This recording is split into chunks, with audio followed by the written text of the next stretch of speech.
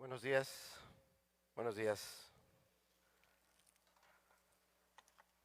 Sean todos bienvenidos, todos. La verdad que a veces cuando está uno aquí al frente, bueno, no los alcanza uno a distinguir bien, y más que si ustedes vieran el aumento que traigo, entenderían que a pesar de los lentes, bueno, eso también, el problema de visión que ya tengo, pues no me da a veces para distinguirlos allá bien a la distancia y de manera personal, ¿verdad? Por nombre, darles la bienvenida. Pero es un gusto, un gozo muy grande que Dios nos permite estar juntos para poder bendecir al Señor, porque este es el día del Señor, no es el día de nosotros, no es el día de la predicación, es el día del Señor. A Él sea la gloria. Si nos pones las diapositivas, por favor, el título. Quiero de entrada decir cuál es el objetivo de esta enseñanza. El objetivo de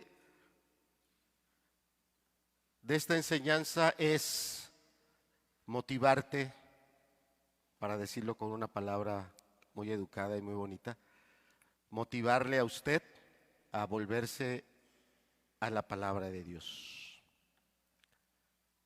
Exhortarte, si es la palabra que te corresponde tal vez en esta mañana, y entendemos lo que es una exhortación, exhortarte a apreciar el regalo tan grande, la herencia tan enorme que es que tengamos por escrito una palabra que no es humana, que es divina, con todas las pruebas irrefutables al día de hoy, con todas. Exhortarte. Si usted es alguien que nos visita por primera vez o segunda o tercera, o tal vez a veces tiene tiempo, viene y tal vez en otras no, y está hoy con nosotros, sea bienvenido. Nos da mucho gusto verles, saludarles y decirles que somos una iglesia cristiana, que tenemos este fundamento de lo que hablamos y predicamos, hacerlo en la palabra de Dios, y animarlo a que también ponga de su parte para cada vez que Dios le dé la oportunidad, y esperamos que sea cada fin de semana, que pueda estar con nosotros, que pueda acompañarnos a escudriñar las Sagradas Escrituras. A los que nos escuchan por el internet, también les mandamos de todo corazón un saludo fraternal. A los que nos escuchan, como nos decían, hasta Estados Unidos, un saludo. Andrés, aquí están tus papás. Te mando un saludo de parte de ellos. Y a los que nos escuchan en otros lugares, que Dios nos bendiga hoy con su palabra. El título de la enseñanza es ese, la palabra de Dios. Vamos a estar hablando de este libro hermoso, la palabra de Dios.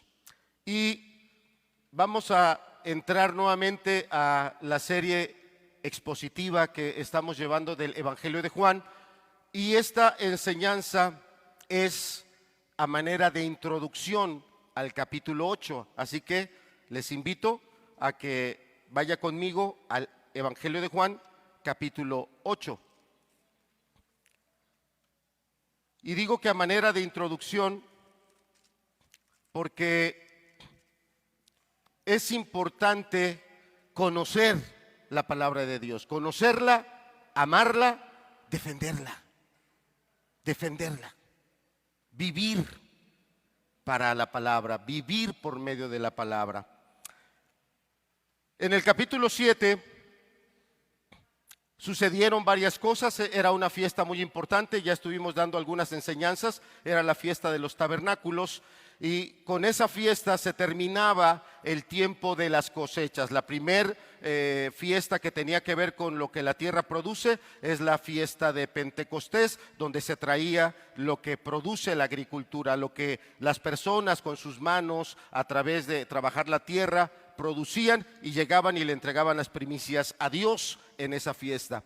Y la fiesta de los tabernáculos era cuando ya se había terminado la cosecha de todos los árboles frutales, y era una fiesta muy importante, muy grande, donde las personas de verdad iban no solo con esas ofrendas a Dios a agradecerle, sino también iban con una gran necesidad, la necesidad de pedirle a Dios, de presentarse delante de Dios para el siguiente año. reconociendo que por mucho dinero, por mucha posibilidad económica que tenga una persona, no es capaz de hacer llover, no es capaz, ¿verdad?, de poder suplir a todos aquellos recursos naturales que se reconoce que solo vienen a través de Dios. Entonces el Señor Jesucristo va a la fiesta, y en el último y gran día de la fiesta, que era un día muy, muy importante, el Señor Jesús se pone en pie y alza su voz, un grito muy fuerte, dice a la gente: si alguno tiene sed, y donde se está expresando algo que va más allá de lo que a veces nosotros somos capaces de distinguir, la sed y la necesidad espiritual que tenemos,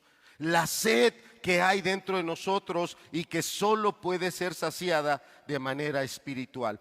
Y dentro de todos los acontecimientos de ese capítulo 7, personas se vuelven al Señor Jesús, se convierten, creen a la palabra y a la predicación del Señor Jesús, pero también muchos otros lo despreciaban. Ya hemos explicado la actitud, la ideología que tenía la gente de Jerusalén. La ideología que ellos tenían es que, estando ellos ahí en Jerusalén, ellos eran personas que tenían una posición, cualidades que estaban o que los ponían por encima de muchas otras personas. Eran muy soberbios. Y cuando una persona prospera, y no siempre es la prosperidad, pero a veces cuando una persona prospera se llena de soberbia, mira a otras personas hacia abajo. ¿Quién eres tú para decirme? Yo he logrado esto, yo he logrado lo otro. Y diríamos un poquito así era la gente de Jerusalén, despreciando al Señor Jesús. Y había ahí personas que creían, se volvían al Evangelio, y personas que estaban en contra. Y en ese momento los líderes religiosos dice que mandan a un grupo de soldados, una guardia muy preparada para prender al Señor Jesús, para agarrarlo. Él estaba en el templo. La guardia llega y en lugar de agarrarlo, están escuchando sus enseñanzas y se olvidan de la comisión que llevaban, se olvidan de ir y agarrarlo, se olvidan de eso. Y cuando regresan con los que los enviaron, le preguntan: bueno, ¿por qué no lo trajiste? Te mandamos a que lo apresaras. Y ellos hacen una expresión admirativa: nunca nadie, jamás ha hablado como Jesús. Y empiezan esos ataques despectivos de parte de los líderes religiosos. Empiezan a menospreciarlo y a señalarlos a ellos de ignorantes. Se levanta Nicodemo, aquel que en el capítulo 3 del Evangelio de Juan fue a hablar con el Señor Jesús. El Señor Jesús le habla del nuevo nacimiento y Nicodemo se pone en pie y dice: bueno, ¿cómo vamos a juzgar a alguien si nuestra ley nos indica que primero lo juzguemos escuchándolo? Y lo apedrean, en el sentido con palabras, lo apedrean a Nicodemo. ¿Eres tú también de Galilea? ¿Eres tú de esa gente de segunda, tercera o de la clase más baja? Ponte a ver que de Galilea no ha salido nada bueno.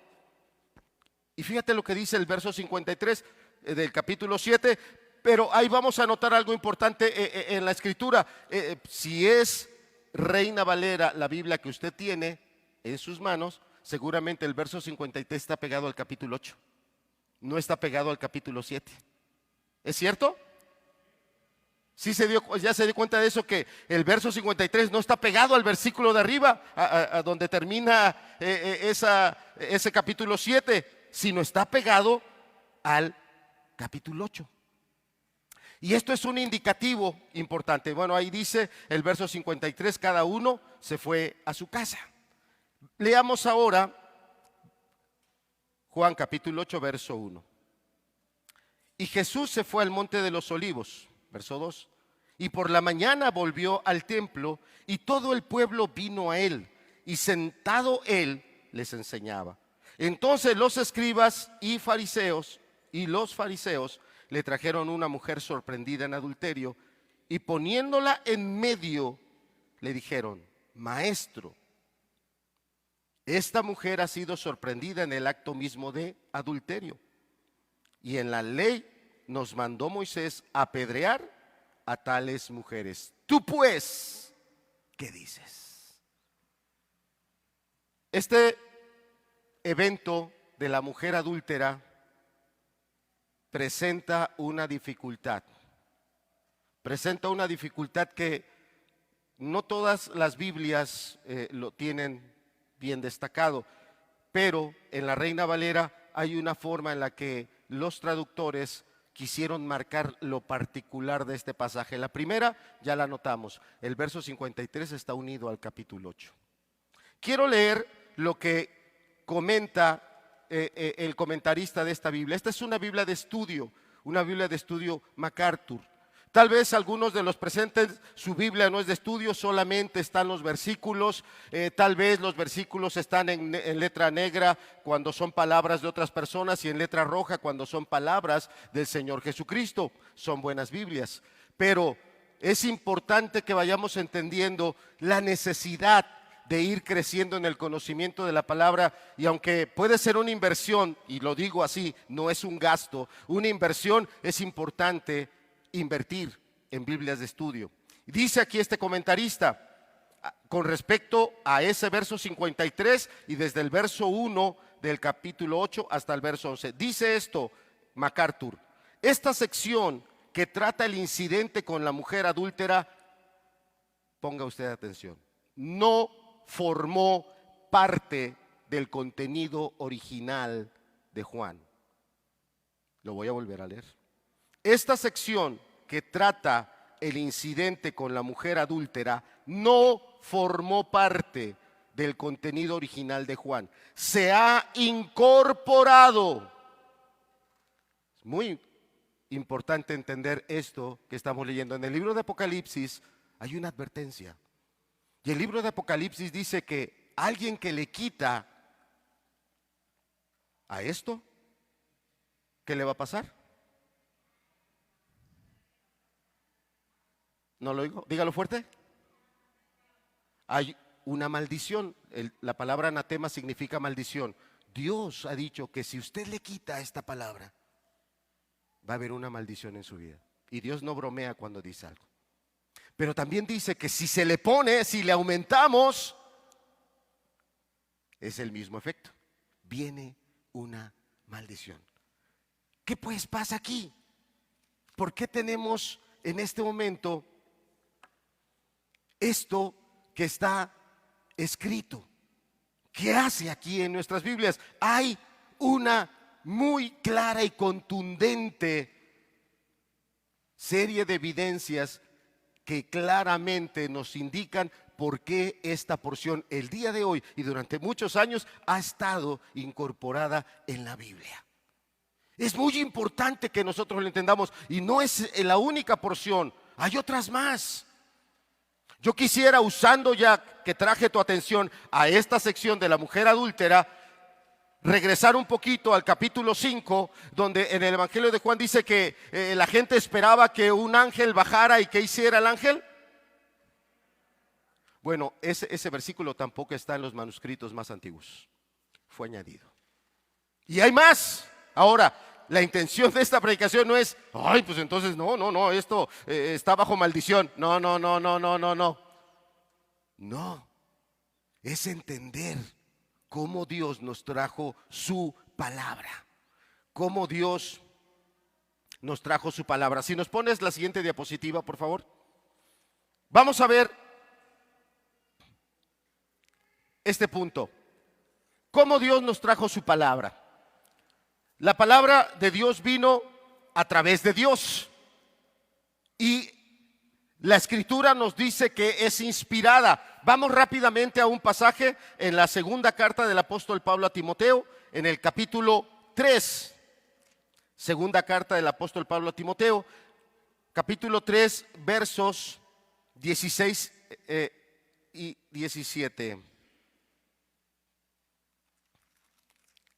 Dice así: toda la Escritura, que es inspirada por Dios. Toda la Escritura es inspirada por Dios. No hay alguna parte de todo lo que está en este libro que no sea inspirado por Dios. todo es inspirado por Dios. Ahora, aquí es muy pertinente que entendamos o que hagamos una diferencia, porque el día de hoy podríamos entender la palabra inspiración a como el mundo la entiende. Alguien que se aparta a un lugar, ahí se encierra y está esperando que en algún momento sus emociones, sus pensamientos se pongan ahí en cierto canal y empieza a inspirarse, como un artista que va a hacer un cuadro y tal vez va a un lugar donde el paisaje, la soledad, el ambiente lo lleva a entrar en un estado emocional, mental, que él va a plasmar eso ahí. No.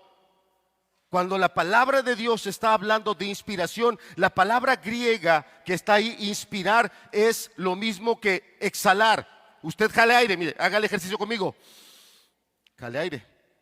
Ahora sáquelo. Ese aire salió de usted. El término inspirar quiere decir exhalar. Y aquí está diciendo que la palabra de Dios vino de Dios. Él la exhaló, salió de Él y fue a la persona. En esa, si nos pones otra vuelta la escritura, la diapositiva, por favor, hermano. Hay 5 puntos que son importantes. Esta es una explicación teológica de lo que es la inspiración. Y para que, si alguien le pregunta, oye, ¿cómo sabes que tu Biblia es de Dios? Usted debe de defender la Biblia. Usted debe de defender la palabra de Dios. Es importante que entienda estos 5 puntos de la inspiración. Primero, el primer aspecto de la inspiración es que tiene un origen divino. Viene de Dios, Espíritu Santo. Por eso ahí la flecha está representando a ese Espíritu Santo. Dios, Espíritu Santo, es la fuente de esa palabra. Y está saliendo de Él, está siendo exhalada, está siendo soplada. Entonces la inspiración tiene un aspecto divino, viene de Dios, tiene un aspecto humano, ahí está una persona. Pero todos los escritores, los analistas han destacado que no es cualquier persona. Cuando alguien no conoce la palabra de Dios y le hablas de la Biblia, dice, no, pero es que fue escrita por hombres, no cualquier hombre. No, sí, hombres de carne y hueso como usted y yo, pero no cualquier hombre, con un testimonio comprobado de tener una genuina comunión con Dios. Primer aspecto. Segundo aspecto, no solo tenían esa comunión con Dios, sino que además lo que ellos decían, Dios lo cumplía. La palabra que ellos decían se cumplía y tenían ellos el respaldo de Dios. Un ejemplo. Cuando se levanta un grupo de personas y le dicen a Moisés, tú no eres el único que puede ser sacerdote delante de Dios, tú no eres el único que puede fungir para guiar al pueblo, también nosotros tenemos ese linaje. Y Moisés dice, sí es cierto, tú eres persona, tú también eres de ese pueblo que Dios escogió, estoy totalmente de acuerdo, dice Moisés. Y después dice Moisés, pero si yo soy siervo de Dios y si Dios habla a través de mí, que se abra la tierra y que te trague vivo. ¿Y qué fue lo que sucedió? Se abrió la tierra y se los tragó. Entonces, el aspecto humano de la inspiración no es para desacreditar la Biblia. Dios se encargó de demostrar que esos hombres que escribieron la Biblia eran siervos de Él.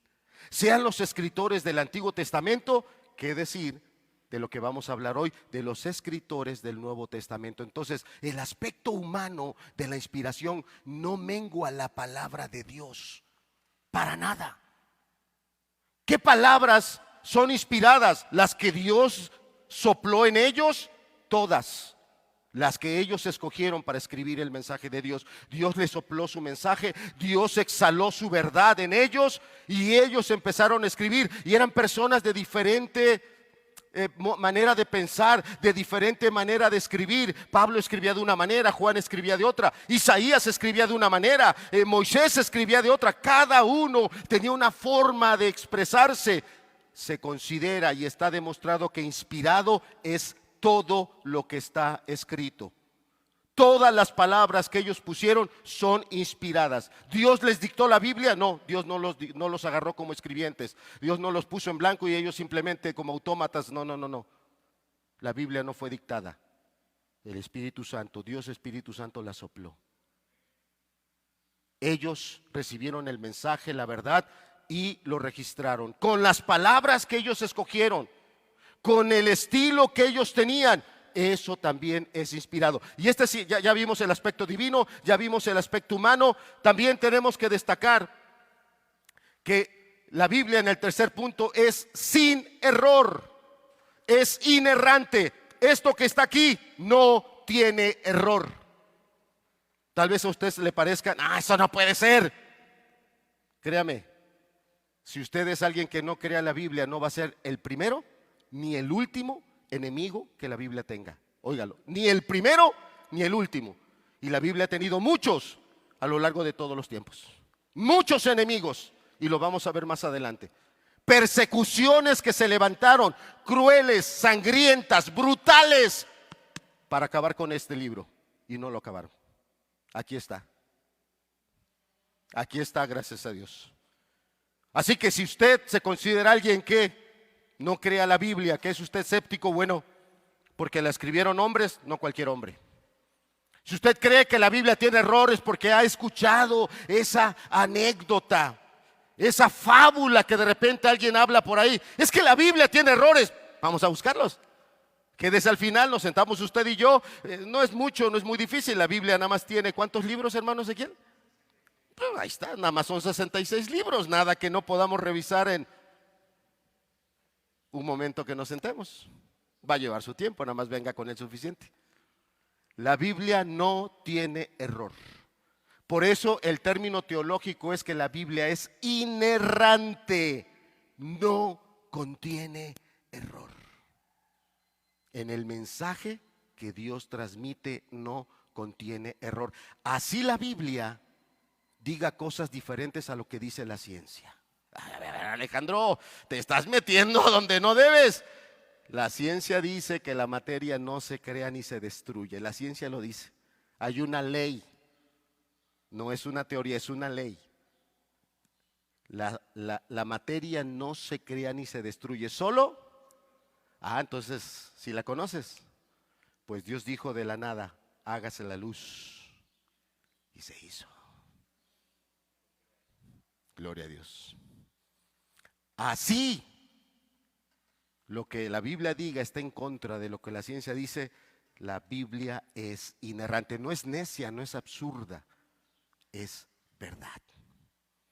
Entonces, hay un aspecto divino, el Espíritu Santo lo sopló. Hay un aspecto humano, hombres escogidos por Dios, claramente demostrado su relación con Dios, pero también su respaldo de Dios, porque lo que ellos decían, Dios lo cumplía. Así como lo digo, lo que esos escritores, profetas decían, Dios lo hacía. Como ellos decían la palabra, Dios hacía que se cumpliera. Sin error. Ahora, este punto que sigue es muy importante. Esa inerrancia, ese no error, es lo que alcanza a los manuscritos originales, que es el punto 5. La Biblia fue escrita por profetas, por hombres como Moisés, como Isaías, como Jeremías, como Daniel, todos aquellos escritores del Antiguo Testamento, David, Salomón, en fin, todos aquellos escritores del Antiguo Testamento escribieron la palabra de Dios, pero es claro entender que esa palabra o esos materiales en la cual lo escribieron, con el tiempo esos materiales se iban deteriorando y se iban haciendo copias y copias y copias y copias, y lo mismo ha pasado con el Nuevo Testamento. Los escritores del Nuevo Testamento lo escribieron en un tipo de material, pero esos materiales con el tiempo se iban deteriorando y tenían que ser renovados por unos nuevos escritos. Entonces, la inerrancia, el que la Biblia de Dios es inerrante, no tiene error, solo aplica a los manuscritos originales. ¿Qué pasa cuando nos llega una versión que ya no es sacada de esos manuscritos originales, sino que es de la copia, de la copia, de la copia, de la copia, de la copia? Bueno, hay una fiabilidad muy grande, y la vamos a decir hacia el final. ¿Cómo podemos tener esa total garantía de que lo que estoy leyendo es lo que escribió Juan, es lo que escribió Pablo, es lo que escribió Pedro? Hay una fiabilidad de más del 99.99%. Es impresionante. Bien, Entonces, es importante esto porque el día de hoy, algunos aspectos como el que estamos leyendo de la mujer adúltera, no está en los manuscritos más antiguos, sino los originales. Fue añadido después, pero hay una clara y contundente explicación de la fiabilidad de esa porción de la Escritura. Vamos a la siguiente diapositiva, si nos la pones, por favor. Bien, entonces ya entendimos un poquito, yo espero que sí, espero haber sido un poco claro de cómo fue el proceso de inspiración. Contiene 5 aspectos. 5 aspectos. Inspiración quiere decir que Dios sopló a través del Espíritu Santo su palabra en seres humanos escogidos por Él, hombres que tenían una demostrada relación con Dios y además un claro respaldo de autoridad de parte de Dios, no cualquier instrumento. Ellos escogieron las palabras, las formas en las que transmitieron esa verdad, y eso se considera palabra inspirada de Dios, sin error, como fue escrito en esos escritos originales. Bien, quiero un poquito, antes de entrar en lo que continúa de la enseñanza, en aclarar esto, porque desde que estaba yo en la secundaria dando clases a los chicos, veía que cuando les decía siglo primero, y ellos iban a fechas que no corresponden a siglo primero. Entonces, entiendo que a veces hablamos de siglo primero y alguien piensa que es del año 100 para adelante. No, siglo primero es del año 1 de la era cristiana, año 1 al año 100. Eso es siglo primero. Siglo segundo, del año 101 al año 200. Eso es siglo segundo. Siglo tercero, del año 201 al 300. Y así, hasta que lleguemos al siglo en el cual estamos. Esto es importante, ¿sí? Esto es importante porque después, cuando estemos hablando ya de papiros que fueron descubiertos ahí en el siglo primero, alguien está pensando, no, es que eso todos lo descubrieron del año 100 para adelante. No. Siglo primero estamos hablando del año 1 al año 100. ¿Es correcto, hermano Ezequiel? ¿Sí? Bien. Entonces tenga usted presente esto, haga el ejercicio. A ver, siglo primero, año 1, año 100. Siglo segundo, año 101, año 200. Siglo tercero, 201, 300. Haga usted ese ejercicio, porque más adelante lo vamos a estar ocupando. Ahora sí, vamos a la siguiente. Vamos a entrar cómo y en qué momento se fueron escribiendo todo el Nuevo Testamento. Ya hablamos de la inspiración. El Espíritu Santo sopló en ellos. Sopló en ellos. Y mire, ahorita te lo acabo de decir, pero tal vez usted no lo está aterrizando, no lo está ahí poniendo ya en la práctica. ¿Cómo dice hermano Ezequiel o Josué, para no agotar al hermano Ezequiel? José, ¿cómo dijo Lucas que él escribió lo que escribió? ¿Qué hizo Lucas? Investigó. Fue y habló con las personas. Fíjese, y eso es inspirado. El Espíritu Santo pudo tomar a Lucas y decirle, no pierdas ahí tiempo en andar buscando y preguntando. Yo te lo voy a decir, claro, el Espíritu Santo es Dios y el Espíritu Santo pudo hacerlo. Pero Dios, como les dije hace rato, no dicta, no suprime el estilo personal. Y el Espíritu Santo respetó la personalidad de Lucas. Él era un médico, le gustaba ir al detalle de las cosas, le gustaba hablar con las personas. Disculpa que te lo diga así, como cuando un doctor hace un cuadro clínico y ¿desde cuándo empezó usted con esto? ¿Y en qué momento hubo este cambio? ¿Y en qué momento esto otro? Lucas era de una mentalidad diferente de los otros escritores, pero es inspirado. Dios le fue guiando de qué manera él tenía que ir poniendo todo lo que puso. Y Lucas nos dejó 2 textos, ¿verdad? El Evangelio y el libro de los Hechos. Es inspirado, claro que sí.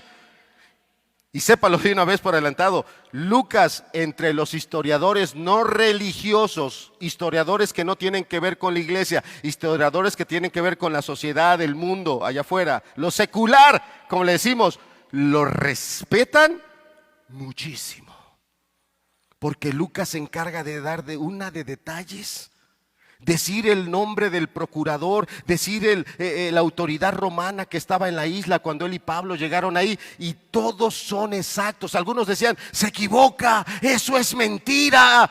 Y el día de hoy que han ido a través de esos trabajos arqueológicos, escarbando, descubriendo, han ido sacando evidencias que demuestran que esos títulos que Lucas menciona, todos sin error, son precisos.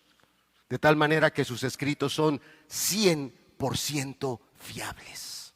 Bien, entonces aquí tenemos como algunas fechas, no están todas. Usted, si su Biblia es de estudio, en las Biblias, al principio de cada uno de los libros, sea el Génesis, sea el Evangelio de Mateo, sea el Apocalipsis, cualquiera de los libros, ahí te trae una introducción donde te dice quién es el autor, donde te dice más o menos en qué año se escribió, cuál es el propósito. Yo lo animo a que usted aquí lo cheque y eso le ayude a completar las fechas que yo no estoy poniendo. Yo solo quise poner esto por varias razones. La primera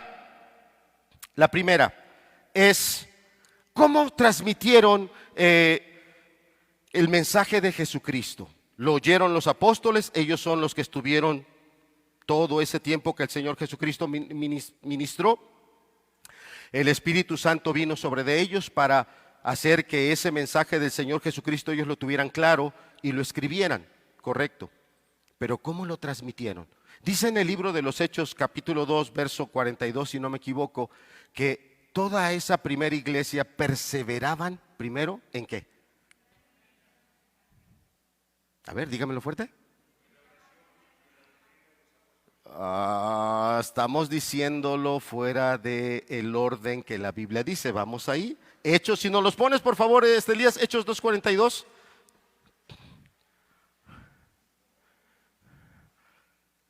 ¿Cómo les pido que me pongan su atención, por favor? Yo sé que a veces no tenemos toda la facilidad de hablar, pero haga el esfuerzo. Voltea a ver si el que está a un lado todavía está con nosotros. No sé, que ya está, no en otro mundo, sino en otra dimensión de sueño. Anímelo, dígale, vamos, esto venimos a la palabra. A ver, ahora sí vamos a leerlo juntos. ¿En qué perseveraban? ¿En qué perseveraban? A ver, dígalo fuerte. Otra vuelta, dígalo fuerte. La palabra. Ellos no tenían Biblias escritas como nosotros. Ellos no tenían la bendición tan grande que nosotros tenemos. Ellos no tenían palabra escrita, tenían el Antiguo Testamento. El Antiguo Testamento ya había quedado cerrado y establecido como unos 200 años antes de que el Señor Jesucristo viniera. El canon, o sea, todos los libros que componen el Antiguo Testamento ya habían quedado escritos y eran totalmente reconocidos, como 200 años antes de que el Señor Jesucristo viniera. Ya estaba establecido, ¿cuál era el canon? 39 libros, ¿no? Del Antiguo Testamento. Entonces, había una perseverancia, una insistencia. Repetían, o sea, en forma oral, ellos transmitían las enseñanzas de Jesús, pero en una forma estereotipada. ¿Qué quiere decir esa palabra? Cuando usted lea algún libro le va a decir, es que ellos transmitían el mensaje de Jesús de forma estereotipada, en un esquema. Mira, acompáñame a la primera carta a los Corintios, si nos ayudas, Elías, por favor, capítulo 15, para que tengas testimonio bíblico de cómo se empezó a transmitir la palabra del Señor Jesucristo cuando no había esa facilidad de que cada uno tuviera una Biblia, de que cada uno tuviera esos escritos que el Espíritu Santo iba inspirando. Primera carta a los Corintios, capítulo 15, verso 3. Este es un testimonio impresionante, grandísimo, enorme, de que había una forma estereotipada. ¿Qué quiere decir estereotipada? Que se aprendían las cosas de memoria, en un esquema. No se podían salir, quitarle ni ponerle. Se lo aprendían como una doctrina. Apréndete esto, apréndete esto. Como cuando nos aprendimos las tablas de multiplicar. 1 por 1, 9 por 9. Ya se las puse más difíciles, ¿verdad? En la del 1 no me contestaron, en la del 9. Nos la aprendemos como una cancioncita, ¿no? Uno por uno, uno. Uno por dos, dos. ¿Sí? Ya me equivoqué, maestro Ángel, ¿no? Ay, gracias. Ok, vamos a ver esta forma estereotipada. Primera de Corintios 15, verso 3. Porque es el apóstol Pablo escribiéndole a la iglesia de Corinto. Porque primeramente os he enseñado lo que asimismo, ¿qué dice Pablo? Así me lo enseñaron. Llegaron conmigo y me dijeron: Pablo, te lo aprendes así. Y fíjense cómo su Reina Valera seguramente tiene esos dos puntos. Eso indica que lo que Pablo va a escribir no salió de él.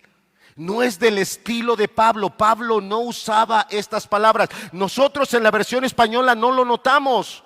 Para nosotros se parece. No, en los manuscritos más antiguos, en los originales, es un cambio en el tipo de letras. Las palabras, las expresiones son diferentes. Fíjese lo que le enseñaron a Pablo, esta enseñanza estereotipada, que Cristo, ¿qué dice ahí? Murió por nuestros pecados. ¿Qué se tiene que aprender todo creyente? ¿Qué no tiene que olvidar un genuino creyente? Que eres pecador. Que eres pecador, no. Quitémonos la vestimenta y quitémonos las buenas apariencias. No, no somos buena gente. Perdón. Ninguno de nosotros es buena persona. Ninguno de nosotros tiene los grandes estándares de educación. No. La Biblia dice que somos pecadores. Y el día que se te olvida, te vuelves un ingrato al que derramó toda su sangre por ti. El día que se te olvida que Él vino a dar su vida por ti y dejas de ser agradecido. Vives para ti. Vives para ti y vives para ti. Tú quieres esto y yo quiero esto, y yo quiero triunfo, y yo quiero reconocimiento, y yo quiero que ya no me digan lo que voy a hacer. Yo quiero mandar en mi vida y yo quiero esto. Se te olvida. Se te olvida lo que hace el pecado. Te endurece, te hace egoísta, te hace necio, te hace duro. Se te olvida. ¿Qué es lo primero que aprendió el apóstol Pablo? Que es lo primero y lo que nunca debemos olvidar: que Cristo murió por nuestros pecados. Y fíjate lo que dice adelante. Por favor, léalo. Conforme estaba escrito. Y esa expresión escritura para ti puede ser algo muy trivial. No, no, no, no. En los hebreos, en los judíos, era la forma en que se referían a todo el Antiguo Testamento. Ellos lo dividían en tres libros, en tres grandes bloques, perdón, no tres libros, tres grandes bloques. Los libros de la ley, los de Moisés, los profetas y los agiógrafos, donde están algunos profetas menores y están también los libros poéticos. Ellos dividían la Biblia en esas tres secciones. Cuando Pablo está diciendo esto, no es algo que él aprendió de parte de Dios. Sí, sí lo aprendió, pero a través de los hermanos. Sea Ananías, como hace rato nos decía el hermano, ese hombre que llegó a orar por Pablo, Ananías, ¿verdad? Fue Ananías tal vez el que le dijo: Pablo, eres un nuevo creyente, pon atención, repite lo que te voy a decir. Y ahí estuvo, y ahí estuvo, y ahí estuvo, hasta que Pablo se lo aprendió de memoria. Y no porque aquí cuando escribe la carta a los Corintios ya tenía muchos años él caminando, era un fiel ministro, había pasado ya muchas dificultades. No por eso él decía: no, pues yo ya la hice, yo estoy en otro nivel.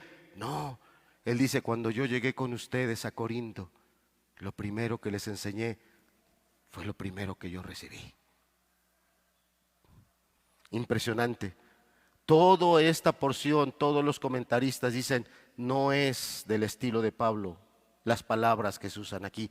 Esto es una clara demostración que en los primeros años el cristianismo se aprendía de una manera esquematizada. Había cierta doctrina que se repetía y se repetía y se repetía y se repetía, hasta que de ahí se fue dando paso a los textos escritos. Vamos ahora sí a la diapositiva, hermano.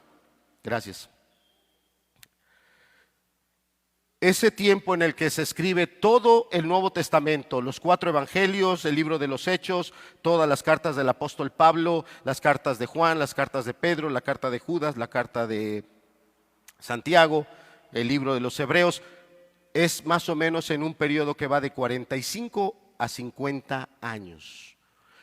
Si tomamos el año 45 la fecha en la que se escribe la carta de Santiago, que es el primer texto del Nuevo Testamento en ser escrito y empezar a circular en las iglesias, si tomamos el año 45 y tomamos el año 95 como la fecha última en la que se escribe el Apocalipsis, en un periodo de entre 45 o 55 años se escribió todo el Nuevo Testamento. Y tú dirás, bueno, ¿y eso qué?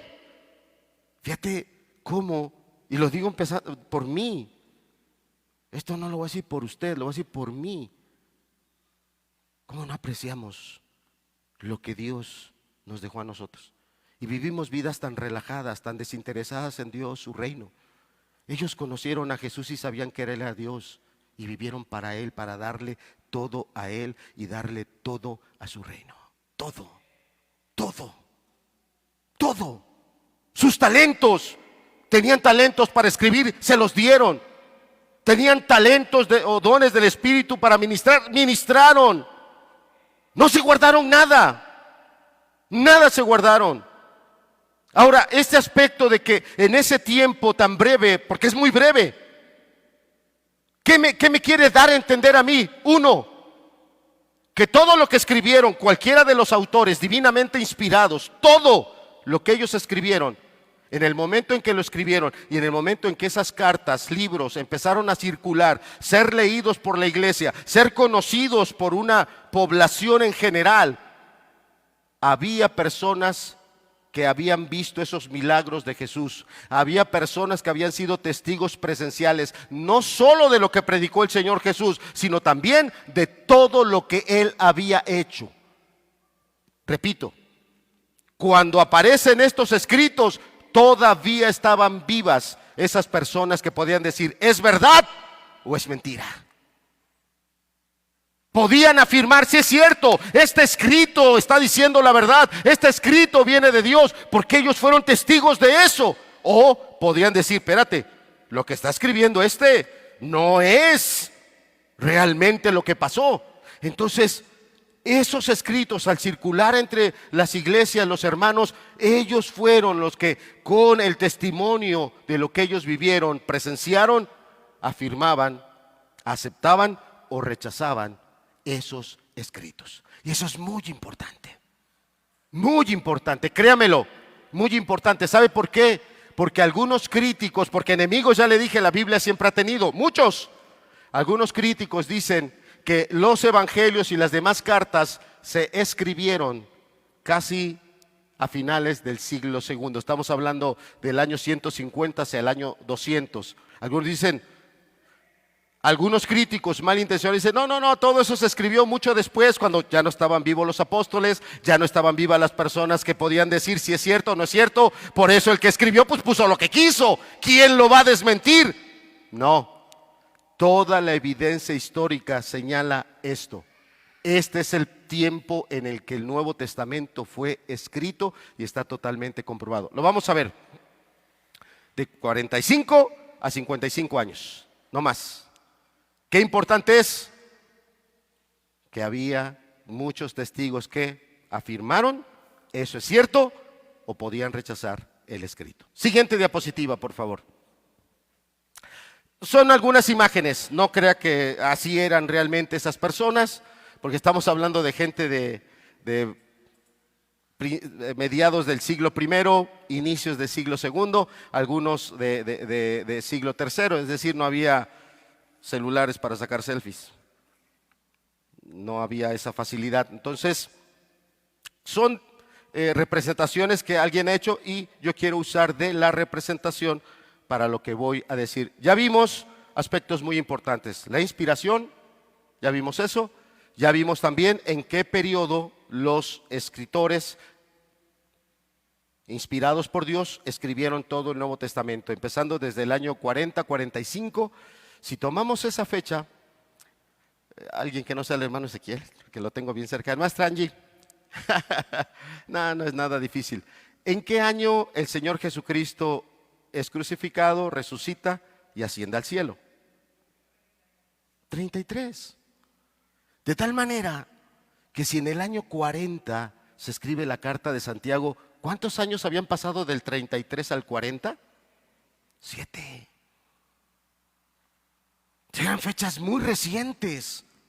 Y eso confirma, es cierto, la gente podía decir, este escrito es genuino, este escrito es falso. ¿Por qué? Porque estaban vivos los testigos. Eso es muy valioso.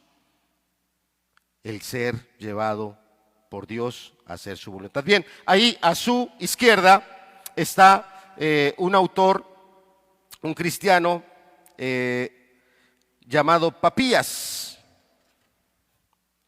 Un cristiano llamado Papías. Quiero usar ahora de este libro, me queda todavía un tiempo, quiero usar de este libro que se llama ¿Cómo llegó la Biblia hasta nosotros? Un autor que me ha agradado muchísimo cómo escribe. Bueno, él es el compilador, no es el que escribe todo, el que compila fue el que fue reuniendo el material, autores son varios, pero me ha agradado mucho el estilo de Pedro Puigbert. Me ha agradado muchísimo, un libro del que voy a estar tomando varios comentarios. ¿Por qué es importante este personaje Papías? Bueno, vamos a dar algunos datos de Papías. Fue obispo de Hierápolis, una ciudad. Fue obispo de Hierápolis, discípulo del apóstol Juan, el apóstol que murió de viejito, no murió como mártir. Discípulo del apóstol Juan y amigo de otro creyente que también su testimonio nos bendice mucho, llamado Policarpo. ¿Qué dice Papías acerca del Evangelio de Marcos? Se lo voy a leer. Esto que voy a leer está en libros como este. Este libro es el segundo, pero son 2 tomos, obviamente. Este es el segundo, que es la historia eclesiástica de un hombre llamado Eusebio de Cesarea. Un hombre que vivió hace muchos años y que era un escritor y fue recopilando la historia. Y de este libro están sacando lo que voy a leerle acá. Dice, Marcos, habiendo sido el intérprete de Pedro, escribió, fíjense las palabras que usa Papías, era un creyente, era un cristiano, con exactitud todo lo que él, o sea, lo que Pedro le dijo. ¿De qué fecha es Papías? Él vivió entre el año 60, o sea, nace en el año 60 de la era cristiana y murió por allá del 130. Acabamos de ver. Era en el momento en el que los apóstoles iban predicando en algunos lugares. Pablo, Pedro, Juan. Estaban vivos los apóstoles, varios de ellos todavía, cuando este hombre nace. Discípulo del apóstol Juan. Está diciendo aquí que Marcos escribió con exactitud lo que Pedro le dijo. Ya se tratara de los dichos o de los hechos de Cristo, aunque no en orden, porque no había sido oyente ni compañero del Señor. Pero después, como ya dije, acompañó a Pedro, que adaptó sus enseñanzas según la necesidad, y no como si buscara hacer una recopilación de los dichos del Señor. Así pues, Marcos no cometió ningún error. Un cristiano que vivió del año 60 al año 130. Parece, tal vez para usted, si no estoy siendo lo suficientemente hábil para conectarnos, quiero conectar con esto.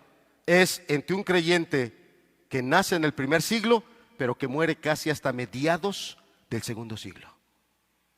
Que fue convertido por la predicación del apóstol Juan, fue discípulo del apóstol Juan y fue compañero de milicia de otro gran cristiano llamado Policarpo. Y él señala hacia uno de los evangelios que tenemos en claro que el evangelio de Marcos fue la base para que se escribieran después el evangelio de Mateo y el evangelio de Lucas. Y con toda claridad Papías da su aval del texto que usted tiene ahí. Y Papías dice, no hay duda, no hay error. Marcos no lo escribió en orden. El evangelio de Marcos no está en un orden cronológico. Pasó primero esto, segundo esto, tercero esto. No. La forma en la que Marcos lo escribió fue divinamente inspirado. El Espíritu lo guió a escribirlo de la forma en que lo escribió. Pero no hay ningún error. Y no solo eso dice Papías. dice que Marcos no le agregó nada al texto. El que está en medio, tal vez está usted muy lejos, es Policarpo, ese otro discípulo del apóstol Juan, un hombre que ya muy viejo, en una de esas persecuciones lo agarraron y lo echaron en la hoguera, pero el testimonio que da escritores como Eusebio de Cesarea, que son reales, son genuinos, son respetados el día de hoy, dicen que las llamas no lo quemaban. ¿Cómo murió Policarpo? Atado, quemado en la hoguera y apuñalado. Y realmente murió por eso, ese instrumento con el que lo apuñalaron. ¿Por qué? Porque las llamas no lo quemaban. Y tenemos, gracias, la ampliaste, muchas gracias. Y la siguiente imagen que va a quedar a su derecha es de un hombre llamado Ireneo. Ireneo.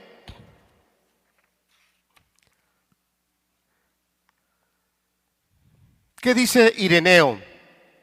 Él habla de los escritos de Juan. Ireneo fue obispo de Lyon, ¿se pronuncia bien, hermano? Lyon, que está ¿en dónde? Francia.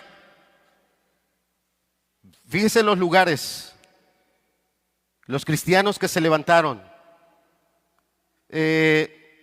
Ireneo es por ahí del año 104, o sea, todo el siglo segundo. Él nace ya empezado el siglo segundo, que va del 101 al 200, y él muere en el tercer siglo. Él muere por ahí del año 203 o 200 y algo. Entonces, obispo de Lyon. Él fue un defensor de la fe, se le llama un apologeta, un defensor. Y aquí es donde entramos en un tema que vamos a ver más adelante, pero voy a leer lo que escribió Ireneo. Dice: Juan, el discípulo del Señor, Juan, el discípulo del Señor, el mismo que reclinaba su cabeza sobre el pecho del Señor, el mismo escribió también su evangelio cuando vivía en Éfeso, en Asia. Entonces, este cristiano, pastor, escritor, apologeta,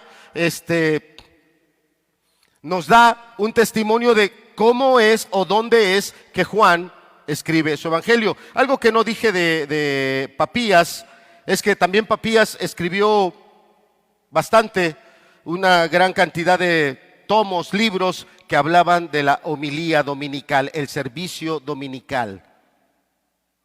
¿Cuánta importancia él le dio a la reunión donde se compartía la palabra del Señor? Y todavía quedan algunos testimonios, pocos pero fidedignos, de los escritos de Papías. Hablamos de Ireneo. Si nos pones la siguiente diapositiva, por favor. Este nombre es importante. ¿En qué fecha ya la iglesia tenía claros cuáles eran los libros o los escritos inspirados por Dios? Estoy hablando del Nuevo Testamento. ¿En qué fecha? La crítica, los enemigos de la palabra o la crítica dice que esa fecha donde ya se estableció cuáles eran inspirados y cuáles no, la pasan por allá del siglo IV, año 350, mediados del siglo IV, siglo V, igual 400 en adelante. Son fechas muy tardías. No, los libros inspirados fueron reconocidos a una edad muy temprana de la iglesia. Este personaje es muy importante, fue un enemigo de la iglesia. Marción fue un enemigo. Siglo segundo, si recuerdan la diapositiva que les puse, siglo segundo del año 101 al año 200. Por ahí el 144, Marción fue expulsado de la iglesia. Estaba dentro de la iglesia, era un creyente como algunos otros, pero en el año 144 él es expulsado. ¿Cuál es la razón? Rechazaba el Antiguo Testamento. Y a lo mejor aquí hay algunos que medio se emparentan con Marción. No, es que a mí no me gusta el Antiguo Testamento. No, a mí se me hace bien aburrido. No, esas genealogías. Marción, él rechazaba el Antiguo Testamento. El trasfondo de esto es que Marción decía que el Dios del Antiguo Testamento era muy diferente de Dios Jesucristo del Nuevo Testamento. Él decía eso. Y él quería a ese Dios Jesús del Nuevo Testamento. Ese Dios que me dé todo lo que yo le pida. Ese Dios que a mí no me pida nada. Ese Dios al que yo no lo tenga que servir. Ese Dios que cuando yo le pida me conteste. Cuando yo necesite que me supla. Marción tenía una teología totalmente equivocada. No solo eso, él desarrolló su propio escrito del Nuevo Testamento. Si nos pones la siguiente, por favor.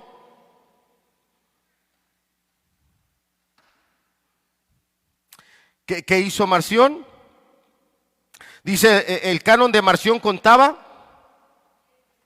¿cuántas versiones? ¿Cuántas? 10 versiones.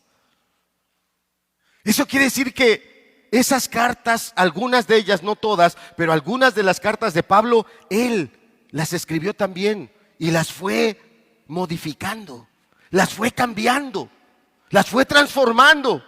Había escritos que él totalmente rechazaba, así como en el Antiguo Testamento. Del Nuevo había varios que él los rechazaba, y los que él tomaba, él los fue modificando. Amados, lo mismo que pasa el día de hoy. Personas que tuercen las Escrituras, personas que totalmente las alteran para que diga lo que ellos quieren que diga. Estaba muy fuerte toda esta ideología que traía Marción, y hombres como Ireneo se levantaron para defender las verdaderas escrituras inspiradas. Hombres como Ireneo dedicaron tiempo no solo al estudio, a la oración, pero también a escribir y mandar cartas a otras iglesias para alentarlos a que se levantaran para defender la fe. Hoy la fe está siendo atacada. Está siendo atacada por ideologías que te están diciendo que permitas que tu hijo, si quiere llevar falda, que lleve falda. Que si tu niña quiere ponerse pantalón y tener un corte que no sea ese femenino, que pueda hacerse el corte masculino. Y el día de hoy muchas ideologías están entrando ahí, y la persona sin problema, sin meter las manos. ¿Sabes por qué? Porque hemos dejado la palabra, hemos abandonado la palabra. Hombres de los que te acabo de hablar defendieron la palabra, dedicaron su vida a la palabra. ¿A qué le estás dedicando tú tu vida? En el año 144 se levanta este hombre. Última diapositiva, bueno, siguiente, perdón. Dice, en lugar de seguir, la que sigue, por favor, esa. En lugar de seguir el ejemplo de Marción, ¿qué hizo la iglesia? Marción se corrompió. Marción empezó a hacer un texto a su gusto, a su modo. Él decidía qué texto él tomaba y qué texto él no tomaba. Él lo decidía. ¿Quién era Marción? La palabra inspirada de Dios tiene un sello. La palabra inspirada de Dios tiene el sello de Él, Él la sopló. La palabra de Dios tiene el sello también de aquellos instrumentos que Dios tomó. Hombres, no solo consagrados a Dios, hombres que Dios respaldó totalmente su vida. ¿Quién es Marción? Un hombre que se llenó de ideas tremendas, terribles. Un hombre que quiso emprender él su propio movimiento. ¿Pero qué hizo la iglesia? La iglesia se mantuvo dentro de ¿qué? Ahí está en la diapositiva. La iglesia se mantuvo. La tradición, esa transmisión oral. Ya circulaban para estos años todos los textos del Nuevo Testamento. Años 144, años 150, ya estaba completo todo el canon, desde el Evangelio de Mateo hasta el libro de Apocalipsis. Ya se había escrito todo y ya circulaban por todas las iglesias, por todas las iglesias. Siguiente diapositiva. Este es un testimonio de un hombre llamado Tertuliano, donde invitaba a esos que se apartaban, herejes. Fíjate cómo los animaba y les decía: apresúrate a visitar las iglesias apostólicas, en las que los mismísimos tronos de los apóstoles presiden todavía en estos lugares. en los que se leen sus auténticos escritos, dando a conocer su voz y mostrando separadamente el rostro de cada uno de ellos. Muy cerca de vosotros está Acacia, donde hallaréis Corinto. Hay cartas que Pablo escribió a Corinto y dijo: ve a Corinto, ve a la iglesia apostólica que se levantó ahí. Te van a leer la carta del apóstol Pablo.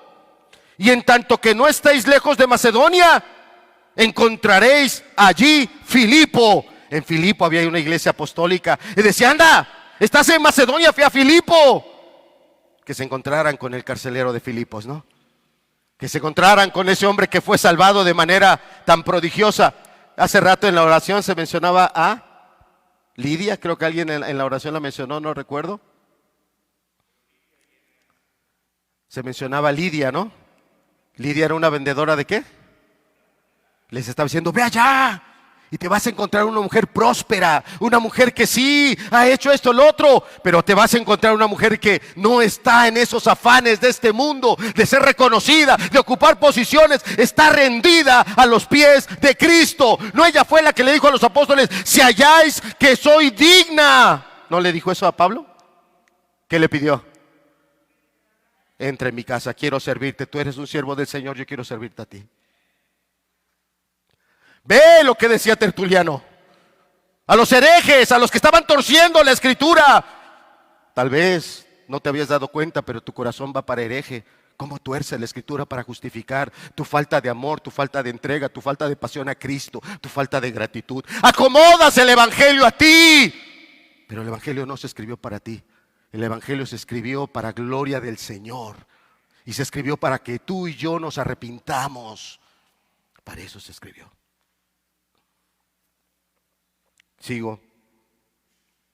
Y también Tesalónica, dice. Ve a Tesalónica. ¿Cuánto tiempo estuvo el apóstol Pablo en Tesalónica? ¿Cuántos años? Los voy a reprobar en Biblia, ¿eh? No fueron años, fue una semana. Y en una semana se convirtieron al Señor.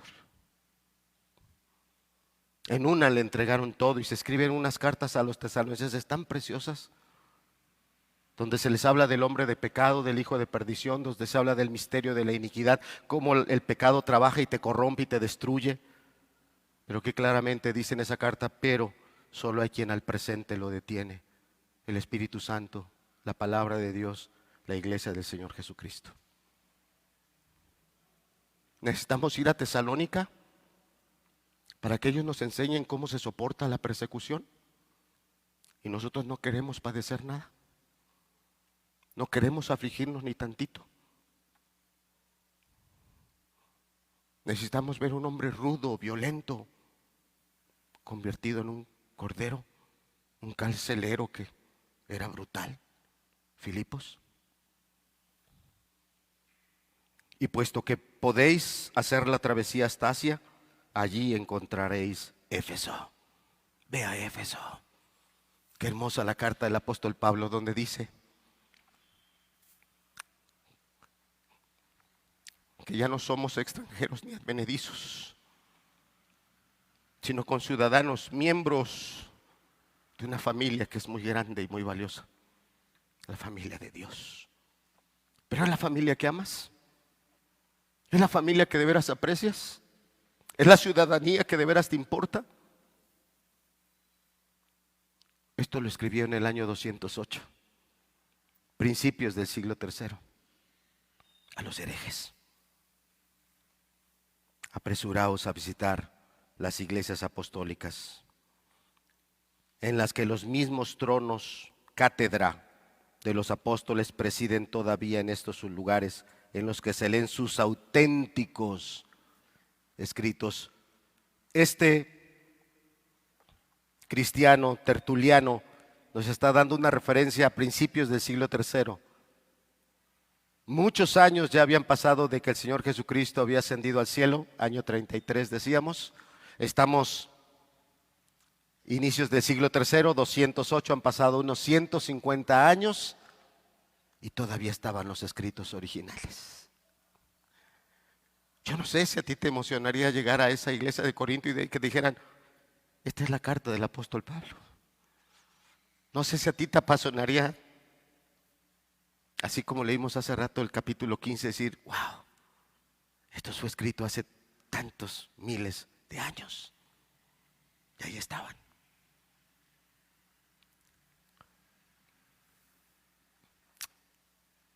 Se me ha acabado el tiempo. Si pones la siguiente nada más para... Siguiente, por favor. Ya. Esta. Son dos fotografías, el tiempo no me alcanza nunca. Hace muchos años, dos hombres, Casidoro de Reina y años después otro hombre llamado Cipriano de Valera, hicieron una obra brutal, descomunal. Traducir al español las Sagradas Escrituras. Persecuciones. Casidoro de Reina era monje, ¿sí? Alguien dice, ¡ay, se va a espantar, es que era católico! Estaba en un monasterio de San Isidoro. Cuando llegaron a través de otro monje, libros escritos por los reformadores, Nuevos Testamentos en un idioma que ellos podían leer. Él es español, estaba en España. Él recibe todo esto, su vida es transformada. Y más o menos en el año 1557 la Inquisición extendió su mano a ese convento para aplastar lo que estaba pasando. Este hombre salió huyendo de ese convento. Se fue a diferentes lugares, pero desde que él salió su intención era traducir esto al español. Con muchos sacrificios lo hizo. Si nos pone la siguiente diapositiva. En el año de 1569, en Basilea, publican una Biblia que se le llamó la Biblia del oso, porque en su pasta de piel tenía la figura de un oso, una bestia, comiendo de un panal de miel. Yo nunca hubiera pensado que es la mejor descripción del ser humano, porque cuando estamos fuera de Dios somos como bestias o peor, salvajes, violentos, agresivos, depredadores, carnívoros, carroñeros, todo lo que tú quieras. Pero encontrarse esto es algo valiosísimo. No tienes idea. ¿Cuántos de los niños que están aquí saben más de Thor? ¿Saben más de Capitán América? ¿Saben más de Iron Man que de Jesús? ¿Que de Samuel? ¿Que de los 10 mandamientos? ¿Cuántos de los niños y niñas están más apasionados por ser como esos socialites que aparecen ahí? Las Kardashian, los raperos, que ser como el dulce cantor de Israel. Samuel, profeta de Dios, dedicó su vida. Fue perseguido brutalmente por la Inquisición. Fue difamado de las formas más escandalosas hasta el día que murió. Y su mayor trabajo, la mayor obra que él quería hacer, traducir esto al español. Siguiente, por favor.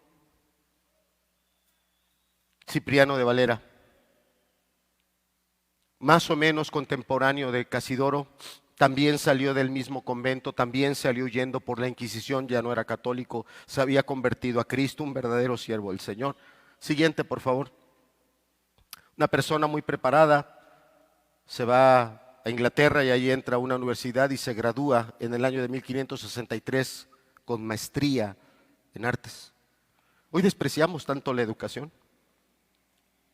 Despreciamos porque no nos preocupa dónde están siendo educados nuestros hijos. Despreciamos porque solo nos interesa que les enseñen matemáticas, geografía, y no nos interesa las inmoralidades y otras cosas más que se comparten de maestros o alumnos entre ellos. Nos interesa más un documento certificado que si bien es importante, pero no más que el alma, no más que el alma. Y algunos queremos educar a nuestro propio estilo, menospreciando ciertas formas importantes de adquirir conocimientos. Maestría en artes. En el año de 1569, Cipriano publica una revisión del Nuevo Testamento y para el año de 1602 hizo una revisión completa del trabajo de Casidoro de Reina. Y sale a la luz esto. La Biblia, Reina Valera. Dieron su vida por ella. Otras personas antes que ellos dieron su vida. Persecuciones romanas donde la 10ª persecución romana iniciada por un emperador romano llamado Diocleciano, el objetivo era destruir las escrituras. Y el tiempo ya no da. Acá está este libro que quería leerte, un testimonio de un joven matrimonio, 3 semanas recién casados, cuando se desata la persecución de Diocleciano. Él era pastor en una iglesia y lo toman a él y lo toman a su esposa, y la Inquisición Roma de la manera más brutal, no la Inquisición, Roma de la manera más brutal lo empieza a torturar y le pedían una sola cosa: entrega esto, entrégalo, quítate de sufrir. Y las palabras, Timoteo se llamó: si tuviera hijos, te los entregaría antes que darte la palabra. Esto tiene sangre de mártires, tiene sangre de santos que dieron su vida para ello, y lo olvidas toda la semana, la descuidas, no te alimentas, no tienes idea de lo valioso que es esto, de lo enorme. Detalles como el que vimos de ese capítulo 8, donde claramente comentaristas como MacArthur dice que no está en los manuscritos. Te quiero enseñar otra Biblia de estudio. Por aquí algunos de los hermanos he visto con esta Biblia. El hermano Adolfo creo que la tiene. Y te quiero leer el comentario de ese pasaje de la mujer adúltera. ¿Qué dice? ¿Por qué está en nuestras Biblias? Si es que no estaba en los manuscritos principales o más antiguos. Dice así el comentario que da esta Biblia, la Biblia de estudio Holman: a pesar de ser auténtica, o sea, la historia de la samaritana es auténtica, no es falsa. Personajes de los cuales te hablé, como un Papías, un Policarpo, un Ireneo, un Tertuliano, jamás señalaron que eso fuera algo falso, jamás señalaron que eso fuera algo apócrifo. No, no. Ese evento de la mujer adúltera fue genuino, pasó. No lo escribió el apóstol Juan, él no lo escribió. Pero tiempo después, algún otro hermano de los que hacían las copias, él consideró pertinente ponerlo. Y esos otros hermanos que tuvieron esa comunión con el apóstol Juan avalaron: es genuino, no hay problema que esté. Por eso dice: a pesar de ser auténtica la historia de Jesús y la mujer adúltera, quizás no formaba parte de los manuscritos originales. Es un evento real, no es mentira. Por eso aparece en nuestra Biblia, como otros textos que en su momento podremos hablar. Hoy el propósito era introducirnos a este capítulo 8, porque vas a encontrarte enemigos de la Biblia por muchas partes. Tal vez no te has dado cuenta y tú mismo eres un enemigo de la Biblia, porque no la lees, porque no la escudriñas, porque la abandonas, porque te apacientas a ti mismo, en lugar de entender que el Señor Jesucristo dijo que sus palabras son espíritu, son vida, son verdad. Hoy, en concordia con lo que vamos a estar predicando,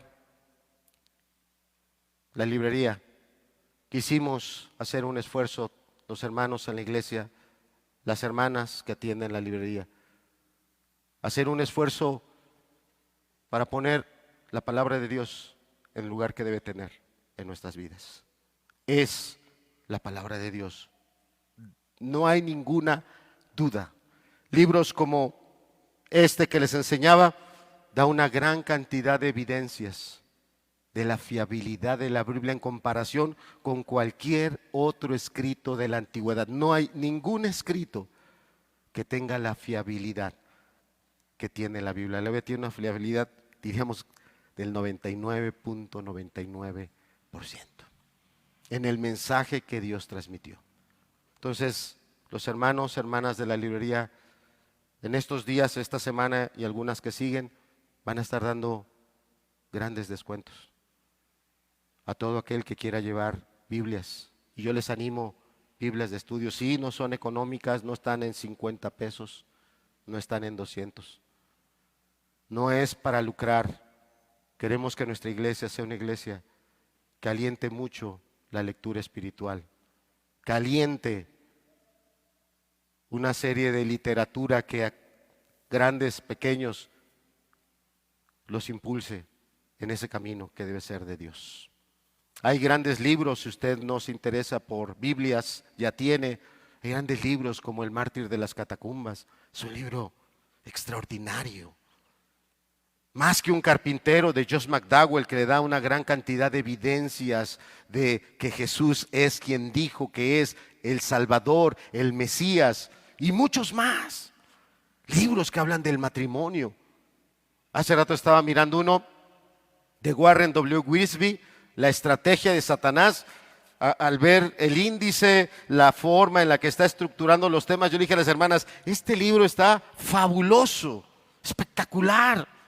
Warren W. Wiersbe, dígame, pues en su casa lo conocen, así solemos decir los mexicanos, ¿no? Cuando no lo conocen, pues lo conocen en su casa. Bueno, pues déjeme decirle que Warren W. Wiersbe fue predicador en una iglesia muy prominente de Estados Unidos, donde predicaba un pastor reconocido y escritor hasta nuestros días, Moody, se me fue, Dwight L. Moody, el nombre, Dwight L. Moody.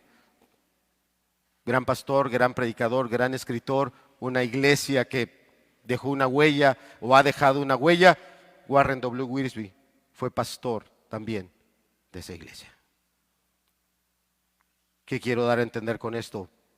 Tiene un ministerio respetado y reconocido.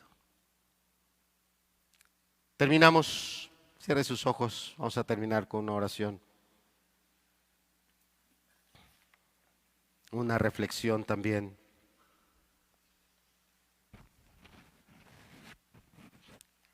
Siempre se han levantado enemigos. Marción, mediados del siglo II, ya estaba torciendo las escrituras. Y así el gnosticismo también de aquellos primeros años se quiso meter en las iglesias. Fue refutado en cartas como la carta del apóstol Pablo a los Colosenses, donde ese gnosticismo que apenas estaba en embrión, pero ya se estaba queriendo infiltrar, y el apóstol Pablo poniendo con claridad los fundamentos. Seamos personas de la palabra. Esa Biblia que usted tiene, la Reina Valera, es una traducción que hasta el día de hoy se le reconoce muchísimo. Han aparecido otras versiones porque la arqueología ha encontrado textos que no se tenían cuando se escribió o se revisó la Reina Valera. Estos descubrimientos fueron en el año de 1900. La Reina Valera se escribió entre el 1500 y 1600. Estos escritos aparecen, los escritos de las cuevas de Qumran, 1948. Pero nuestra Biblia es totalmente confiable, es inspirada por Dios. No lo olvides, no la abandones. Te animo, tienes una Biblia sencilla, busca una Biblia de estudio. Te animo, sé alguien que conozca más de la palabra, defiéndela de los que hoy la atacan, señalando tantas cosas ignorando realmente la verdad que está en ella. Hay libros que te pueden ayudar a profundizar en la palabra, en la vida cristiana, en la vida matrimonial, en la crianza de los hijos. Que nuestra vida tenga ese propósito como la tuvo estos hombres. Padre, que tu Espíritu, Señor, trate y ministre a cada persona. Que tu Espíritu, Señor, nos ayude a convencernos de la verdad que tú tienes para cada uno de nosotros en tu palabra. Gracias, Señor, porque tu palabra es plenamente confiable. Gracias, Señor, porque los cristianos desde un principio entendieron el valor de la palabra y la guardaron, la cuidaron, pelearon por ella. Hoy nos toca ser una generación que se levante y con ardor, con fuego, con celo, defienda tu palabra, defienda tu verdad que nos ha sido dada a través de la fe. Gracias, Señor, por cada persona. Gracias, Jesús, porque tu palabra es verdad. En tu nombre, Señor. Amén.